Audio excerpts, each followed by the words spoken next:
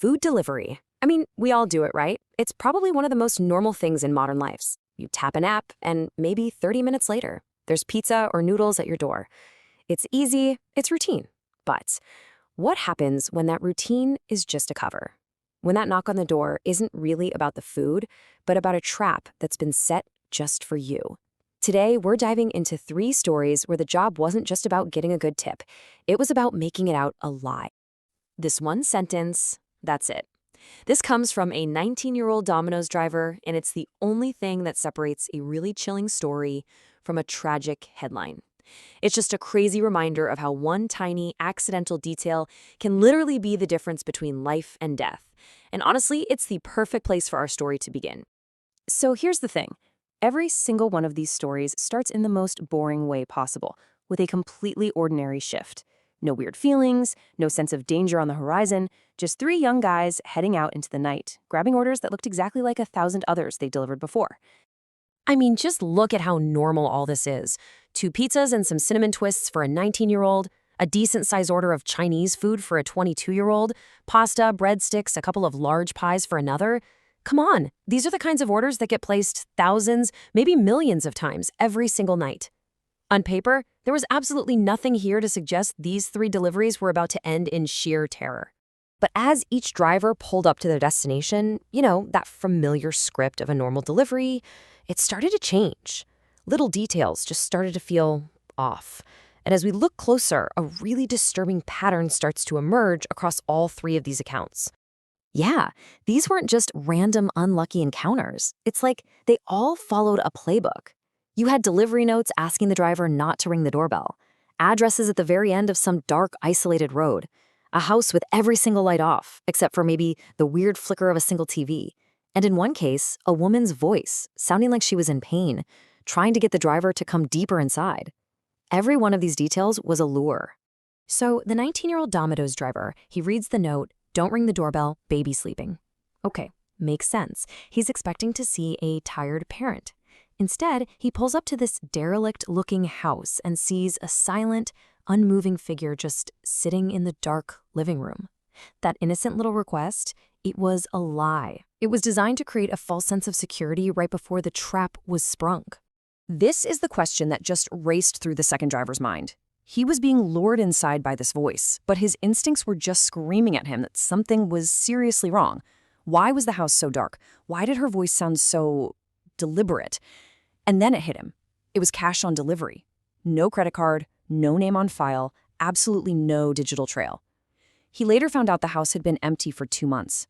This wasn't someone squatting. This was a planned ambush. For all 3 of these drivers, there came a moment. A moment where instinct, adrenaline, and just pure dumb luck were all they had left. The setup was over. The confrontation was here. Okay, just imagine this. You're standing in a stranger's dark entryway. You've just called out that you're leaving the food at the door. But in response, you don't hear the slow steps of someone who's injured. You hear the heavy, fast sound of someone running towards you, someone who was done waiting. The driver didn't even hesitate. He just turned and bolted. For the third driver, though, there was no sound. Just a sight that completely froze his brain. He opened the door, and his eyes didn't even register the man's face first. They just locked onto the gun, held loosely at his side, as casually as you'd hold a TV remote. In that single, terrifying moment, the whole situation was redefined. This wasn't a robbery about to happen. He was already in the middle of it. And this is the split-second decision that saved the first driver's life. He pulls up his phone, but it's in selfie mode by mistake. And in the screen's reflection, he sees a man behind him, a baseball bat already mid-swing. He doesn't think, he just drops. The bat cracks against the door frame right where his head was a second ago.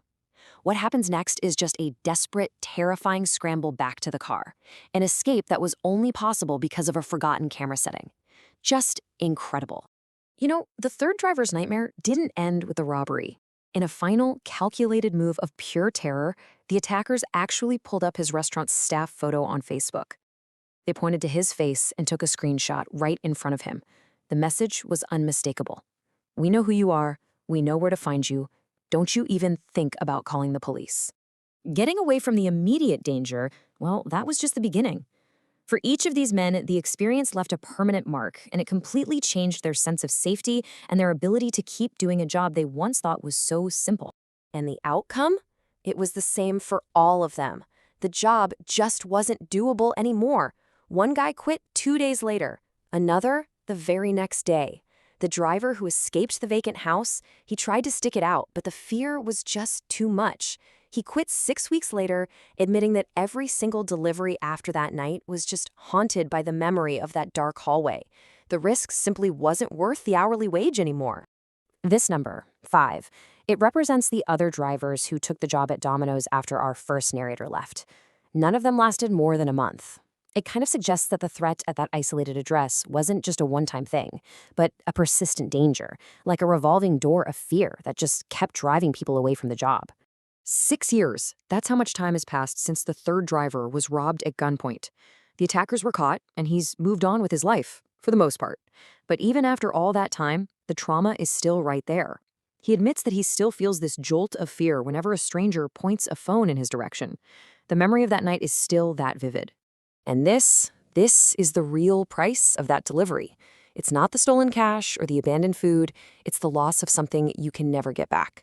It's this permanent layer of caution, of weariness that just settles over you. It's the knowledge that behind any ordinary-looking door, something absolutely terrifying might be waiting. So the next time you tap that app for a late-night bite, it's worth asking, what is the true cost of our convenience, and who is really paying it?